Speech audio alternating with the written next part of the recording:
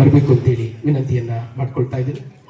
ಹಾಗೆ ಪರಿಪೂರ್ಣ charitable trust ನ ಅಧ್ಯಕ್ಷರಾದಂತಹ ಪ್ರೊಫೆಸರ್ ಲಕ್ಷ್ಮೀನಾರಾಯಣ್ ಸರ್ ಅವರು ಕೂಡ ವೇದಿಕೆ ಮೇಲೆ ಬರಬೇಕಂತೇಳಿ ವಿನಂತಿ ಮಾಡ್ಕೊಳ್ತಾ ಇದ್ದೀನಿ. ಹಾಗೆ ವಿನಂತಿ